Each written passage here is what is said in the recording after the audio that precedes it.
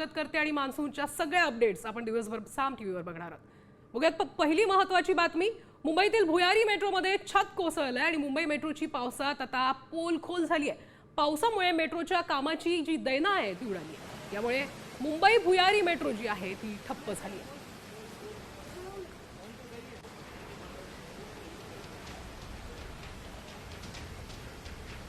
तर आपण बघतोय पहिल्याच पावसात भुयारी मेट्रोची कशा पद्धतीनं पोलखोल झाल्याचं आपल्याला बघायला मिळतंय। पावसामुळे मेट्रोच्या कामाची मात्र दैना उडाली आणि यामुळेच मुंबई भुयारी मेट्रो जी आहे ती ठप्प झालेली आहे। मेट्रोचं जे छत आहे ते कोसळलंय।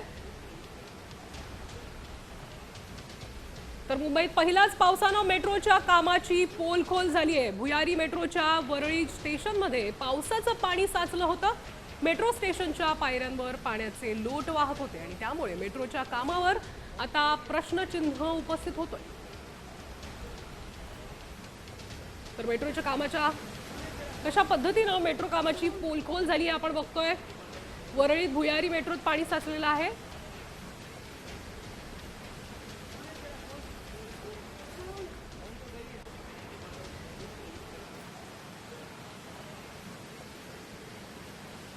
तर आपण बघतोय एकीकडे मेट्रोचं छत कोसळलं आणि ती दृश्य बघतोय, तर दुसरीकडे भुयारी मेट्रोत कशा पद्धतीनं पाणी साचलेलं आहे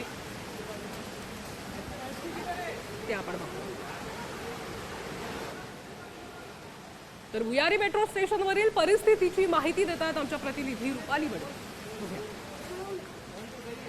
सुरू असलेल्या पावसामुळे संपूर्ण वाहतूक व्यवस्था कोलमडलेली आहे। फक्त लोकल आणि रस्ते वाहतूकच नाही, तर आता मेट्रो वाहतुकीला सुद्धा याचा मोठा फटका बसल्याचं पाहायला मिळतं। सध्या मी वरळीमध्ये आहे आणि वरळीमधलं हे ॲक्वा लाईन मेट्रो जी आहे, अंडरग्राऊंड मेट्रो, त्याचा खरं तर काही दिवसांपूर्वी त्याचा शुभारंभ झालेला आहे आणि आत्ता पहिल्याच पावसामध्ये मोठा फटका खरं तर या ॲक्वा लाईनला बसल्याचं पाहायला मिळत आहे। संपूर्ण स्टेशनच्या आतमध्ये आपल्या भागात आपण जर बघितलं तर सगळीकडे पाणी साचलेलं आहे। सगळं छत जे आहे ते गळतं आहे। सगळ्या स्टेअरकेस जे आहेत तिथे सुद्धा पाणी साचलेलं आहे आणि त्याच्यामुळे आता आपण पाहत आहोत की मेट्रोला शेवटी हे स्थानक पूर्णपणे बंद करण्याची वेळ आलेली आहे। मेट्रोचं हे शटर आपण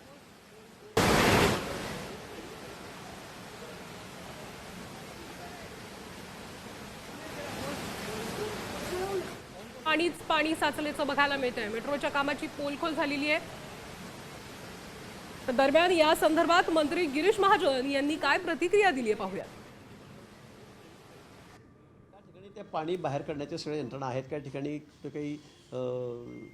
काही लाईन ज्या बाहेरच्या पाणी जाण्यासाठीच्या पाईपलाईन आहेत किंवा काही होल्स आहेत ते त्या ठिकाणी की जाम झाले असतील, पाणी निघत नसेल, एखाद्या वेळेला तिथं झाकण करायचं। मला वाटतं या संदर्भामध्ये सगळ्या यंत्रणा ज्या आहेत BMCच्या त्या कामाला लागलेल्या आहेत। पाऊस जेवढा अचानक इतका मुसळधार कोसळला की त्यामुळे काही ठिकाणी पाणी साचलं आहे। मग आपण जे म्हणतात मेट्रोसारख्या ठिकाणी असेल, हिंदमाताला असेल, काही झालेलं आहेत। मला वाटतं पण ते लवकरच तिथलं पाणी मोकळं करून त्या सगळ्या लाईन सुरू होतील। तर दुसरीकडे नवी मुंबईतही मुसळधार पाऊस झालाय। पनवेल महानगरपालिका हद्दीतील कळंबोली तसंच कामोठे शहरात मुसळधार पाऊस कोसळतोय। यामुळे रस्ते जलमय झाले असून आता अनेक सोसायट्यांमध्ये देखील पाणी शिरलंय। पहिल्याच पावसात नाले सफाईच्या कामाची मात्र आता पोलखोल झाली आहे। पालिका हद्दीत अनेक कामं अपूर्ण असल्याने नागरिकांना अडचणींना सामना करावा लागतोय। रस्त्यावर पाणी साचल्याने वाहन चालकांना तसंच नागरिकांना वाट काढताना कसरत करावी लागतेय।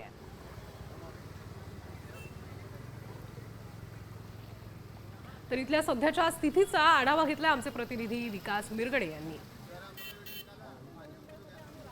मुसळधार पाऊस पडलेला आहे। मी पनवेल महानगरपालिकेच्या हद्दीमध्ये कळंबोली शहर आहे। आपण पाहू शकता ही सुद्धा गाडी जी पाण्यामध्ये फसलेली आहे। संपूर्ण गाड्या ज्या आहेत या तिथे फसलेल्या दिसून येते।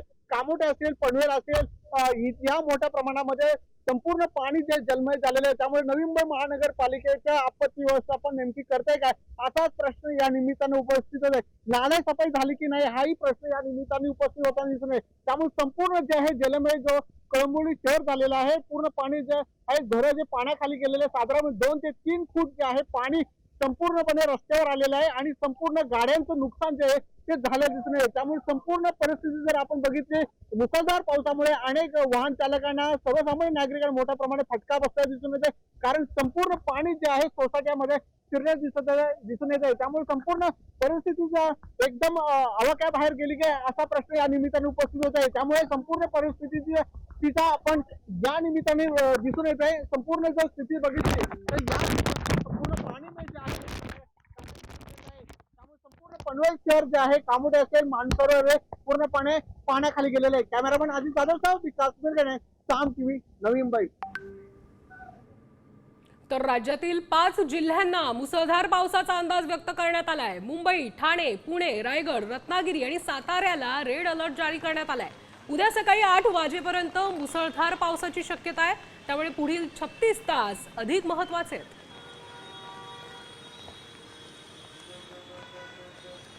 तर कुठे कुठे रेड अलर्ट आहे ते आपण बघतोय। मुंबई, ठाणे, पुणे, रायगड, रत्नागिरी आणि साताऱ्यात रेड अलर्ट जारी करण्यात आलाय।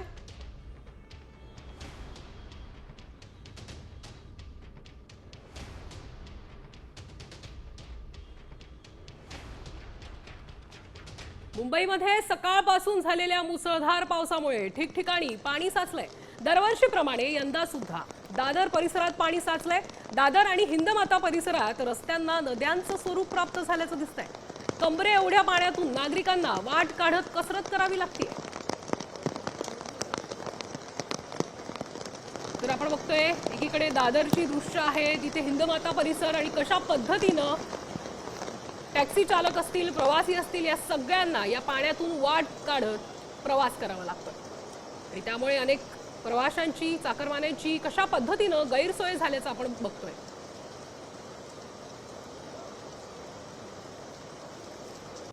मुसळधार पावसाचा फटका मुंबईची लाईफलाईन समजल्या जाणाऱ्या रेल्वे वाहतुकीलाही बसलाय। मध्य रेल्वेसह पश्चिम रेल्वेची वाहतूक उशिराने सुरू आहे। रेल्वे ट्रॅकवर पाणी साचल्याने वाहतुकीवर आता त्याचा परिणाम झाला असून यामुळे प्रवासी हैराण झाले। दुसरीकडे रस्ते वाहतुकी मंदावल्याचं दिसून आलंय। अंधेरी, वांद्रे, गोरेगाव परिसरात पावसाचा जोर पाहायला मिळतोय। यामुळे वेस्टर्न एक्सप्रेसवर वाहतूक कोंडी झाली आहे। महामार्गांवर आता वाहनांच्या रांगा लागल्याने वाहन चालकांसह प्रवासीही मात्र त्रस्त झाले।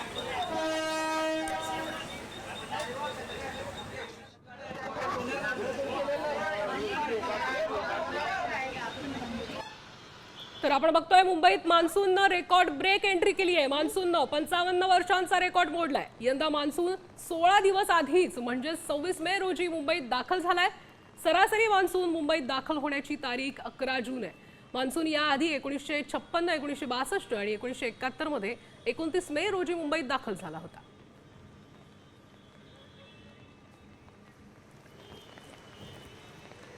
तर मान्सूननं कशा पद्धतीनं रेकॉर्ड मोडलाय?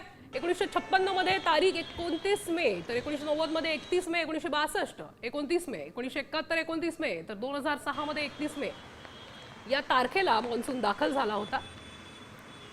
आणि कशा पद्धतीनं मान्सूननं त्याचाच रेकॉर्ड मोडलाय हे आपण बघतो।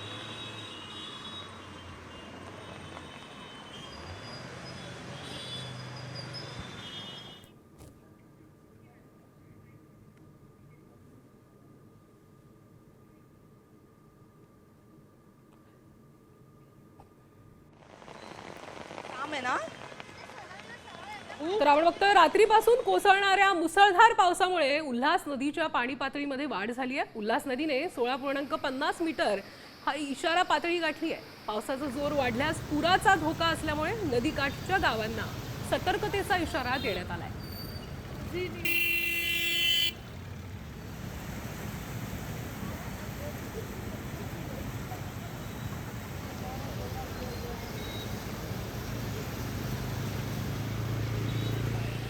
तर आपण बघतोय उल्हास नदी कशी पात्राबाहेर गेल्याची ही बदलापूरमधील दृश्य आहे आणि त्यामुळे रुळांवर पाणी येणार का हा प्रश्नचिन्ह निर्माण होतोय।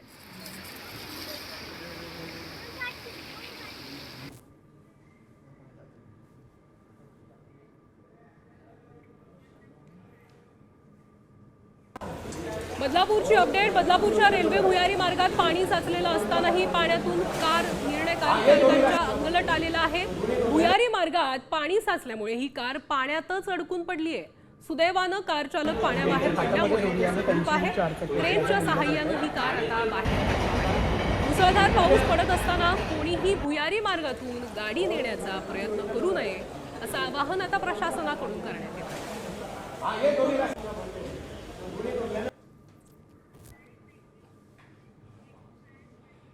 आणि आताची महत्त्वाची मान्सून बातमी पुण्यातून येते. पुणे जिल्ह्यामध्ये मुसळधार पावसाला सुरुवात झालेली आहे. पुण्याला आज पावसाचा रेड अलर्ट जारी करण्यात आलेला आहे आणि या संदर्भातली अनेक माहिती जी आहे ती आपण घेणार आहोत आपले प्रतिनिधी अक्षय बडवे यांच्याकडनं. अक्षय, आपण बघतोय मुंबईची तुंबई झालेली आहे, पुण्यातली काय माहिती आहे?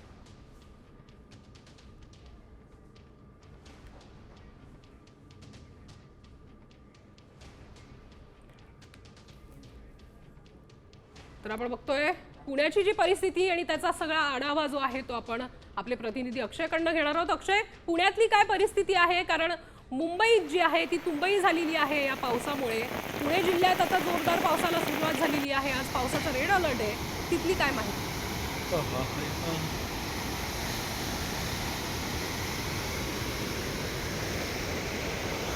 आज आपण जर बघितलं तर शहराची परिस्थिती देखील काहीशी तशीच आहे. कारण मध्यवर्ती भाग असेल किंवा उपनगर असेल, सकाळपासून शहरातल्या अनेक भागांमध्ये मुसळधार पावसाने हजेरी लावलेली आहे. एका बाजूला दिलासादायक बातमी जरी बळीराजाला असली तरीसुद्धा आपण जर बघितलं तर चाकरमानी जे पुण्यातले आहेत, जे पुणे शहराच्या उपनगरात काम करतात, त्यांची मात्र तारांबळ उडाल्याचं चित्र आहे. छत्री, जॅकेट जे खरं तर जून महिन्यात बाहेर पडतात ते मे महिन्यातच बाहेर पडणारे लोक जे आहेत ते आता त्यांच्या कामावर जाताना, कॉलेजला जाताना आपल्याला पाहायला मिळते. रेड अलर्ट जो राज्याला जरी दिलेला असला तरी पुणे जिल्ह्याच्या घाटमाथ्यावर ऑरेंज अलर्ट आहे आणि पुणे शहराला खरं तर येल्लो अलर्ट जो आहे तो पुणे वेधशाळेने दिलेला आहे. आणि नद्या ज्या आहेत पुण्यातल्या मुळामोठ्या ज्या आहेत त्यांची देखील पाणी पातळीत वाढ झाली असली तरी दुसऱ्या बाजूला धरण पाणलोट क्षेत्रात अजूनही तेवढा जसा पाऊस अपेक्षित आहे तो सध्या झालेला नाही. मात्र जून जुलै असे 2-3 महिने जे पावसाचे आहेत ते अजून काळ अवघा आहे. त्यामुळे मोठा पाऊस जो आहे तो पुणे शहरात आत्ता बरसतोय आणि असाच पाऊस पुढील 4 ते 5 दिवस राहील अशी शक्यता जी आहे ती हवामान विभागाने वर्तवल्याचं चित्र जे आहे ते आपल्याला पाहायला मिळतंय. नक्कीच अक्षय, धन्यवाद तुम्ही दिलेल्या या सविस्तर माहितीसाठी. तर आपण बघतोय पुण्यात देखील मुसळधार दाखल झालेला आहे आणि पुण्याची देखील परिस्थिती जी आहे मुसळधार पावसाची आहे. एकीकडे मुंबईत मात्र मुसळधार पावसाने अनेक ठिकाणी पाणी साचलंय, प्रवाशांची गैरसोय होते आणि त्यातच आता पुण्यात देखील मुसळधार पावसाला हजेरी लावली आहे.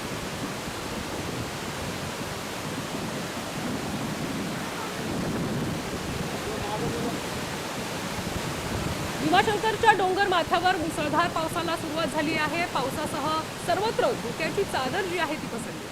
देवदर्शनासाठी येणाऱ्या भाविकांनी सतर्क राहण्याचे आवाहन करण्यात आले. कोडवळ धबधब्याला आता पूरस्थिती निर्माण झाली असून भीमाशंकरच्या जंगल परिसरात पर्यटकांना जाण्यास बंदी घालण्यात आली आहे. भीमाशंकर परिसरातील धबधबे प्रवाहित झाल्याने पर्यटकांना आता धोकादायक ठिकाणावर जाण्यास बंदी घातली आहे.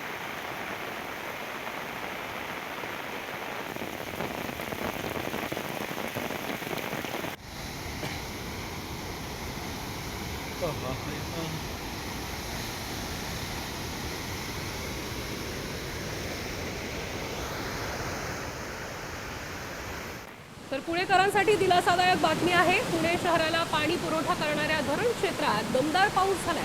खडकवासला धरण साखळी प्रकल्पातील 4ही धरणाच्या पाणलोट क्षेत्रामध्ये गेल्या 10 ते 12 दिवसांपासून पावसाची संततधार सुरू आहे आणि यामुळे धरणातील पाणी साठ्यात किंचितही वाढ झाली. खडकवासलासह टेमघर, वरसगाव, पानशेत या 4ही धरणातून शहराला पाणी पुरवठा केला जातो. त्यामुळे धरणाच्या पाणलोट क्षेत्रात असाच पाऊस कायम राहिल्यास पुणेकरांची पाण्याची चिंता मिटणार आहे.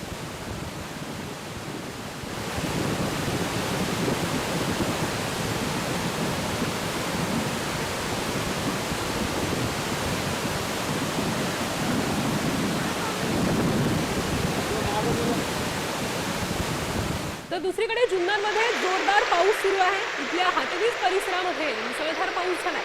या पावसामुळे ओढे, नाले ओसंडून वाहू लागलेत, तर शेतातही पाणी साचले, पिकांना फटका बसला. त्यामुळे बळीराजा आर्थिक संकटात सापडला.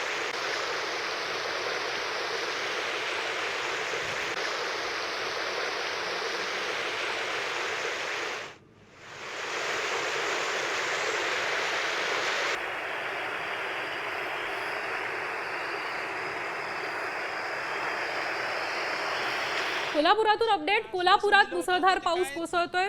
शाहूवाडीत भुईमुगासह शेतीचं नुकसान झालंय. शेती पाण्याखाली गेलीये. हातातोंडाशी आलेला घास मात्र पावसानं तेच की हिरावला. हे बघा आता काय हे नुकसान आहे. आता ती भाताचं पंचनामा करते, ह्याचं पंचनामा. आता काय कर्जमाफी नाही, काय नाही, सगळं शेतकऱ्याचं हाल आहे.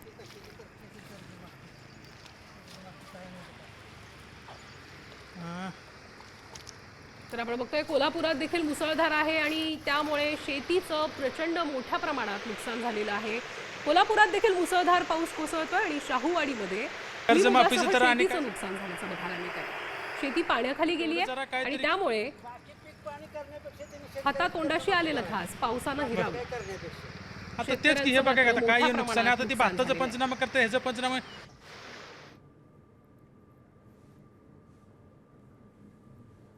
तर आपण बघतोय मुसळधार पावसामुळे अनेक ठिकाणी मोठ्या प्रमाणात नुकसान झालेलं आहे आणि त्याच्यामध्ये कोल्हापुरात देखील मुसळधार आहे आणि त्याच्यामुळे शेतीचं प्रचंड मोठ्या प्रमाणात नुकसान झालंय.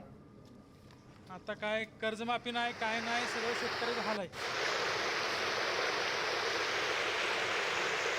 दृश्य कोल्हापुरातून आपण बघतोय की कोल्हापुरात कशा पद्धतीनं मुसळधार पावसामुळे शेतीचं नुकसान झालेलं आहे.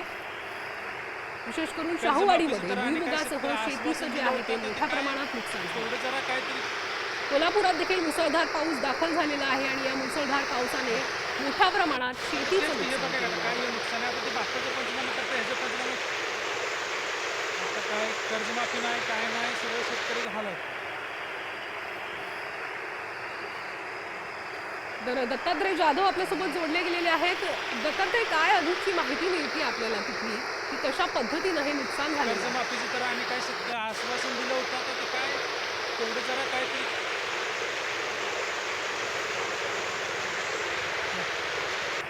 आता तेच की हे बघा आता काय हे नुकसान आहे. आता ते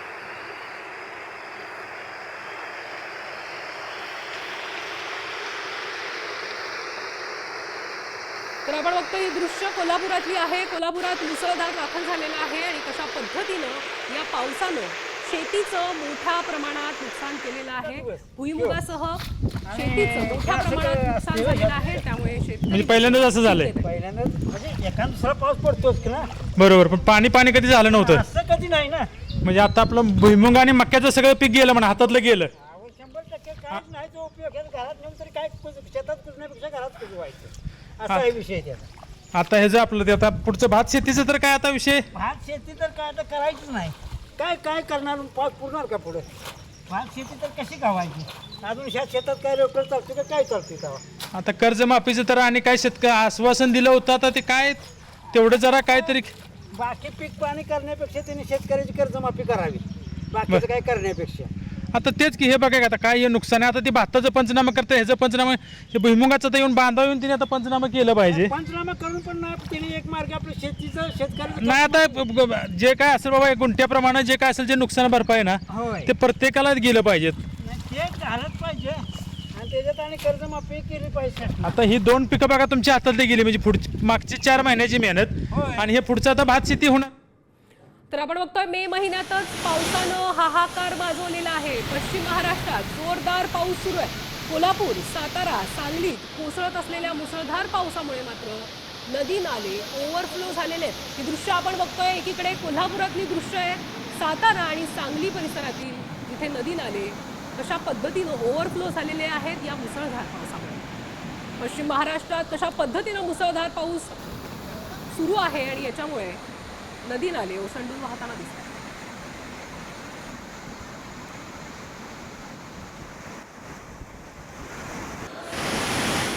सातारा जिल्ह्यातले अपडेट. सातारा जिल्ह्यात हवामान खात्यानं पुढील 4 दिवस ऑरेंज अलर्ट दिला असून आता कोयना धरण परिसरात पडत असलेल्या मुसळधार अवकाळी पावसामुळे कोयना नदीवरील सर्व बंधारे ओव्हरफ्लो झालेत. कोयना नदीवरील निसरे तांबवे बांधाऱ्यावरून आता पाणी ओसंडून वाहू लागलंय. तर कराड तालुक्यातील खोडशी डॅम पूर्ण क्षमतेने भरल्याने तो ओव्हरफ्लो वाहू लागला. सातारा जिल्ह्यातील कोयना कृष्णा नदीसह सर्व नद्यांची पाणी पातळी आता मोठ्या प्रमाणावर वाढलेली पाहायला मिळते.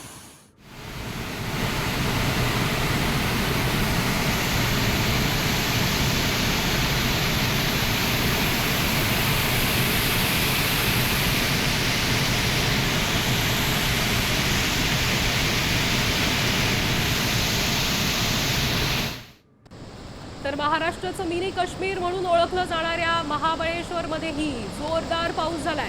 त्यामुळे इथल्या वेण्णा नदीवरील लिंगमळा धबधबा ओसंडून वाहू लागला. या धबधब्याचा आनंद लुटण्यासाठी पर्यटकही या ठिकाणी गर्दी करू लागलेत. मुसळधार पावसामुळे परिसरातील नदी नालेही उघडी भरून वाहू लागल्याचं बघायला मिळत आहे.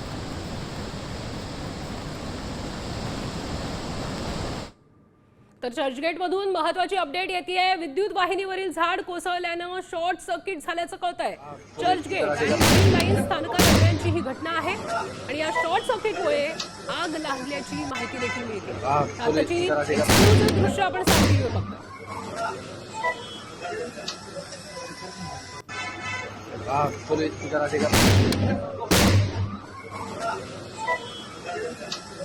आणि या संदर्भातली या घटनेसंदर्भातली अधिक माहिती घेऊयात आपले प्रतिनिधी गणेश कवडे यांच्याकडनं. काय अधिकची माहिती मिळते? ज्या पद्धतीनं हा शॉर्ट सर्किट झाला आणि त्यानंतर आग लागली, कोणती जीवितहानी झालेली आहे का, काय माहिती?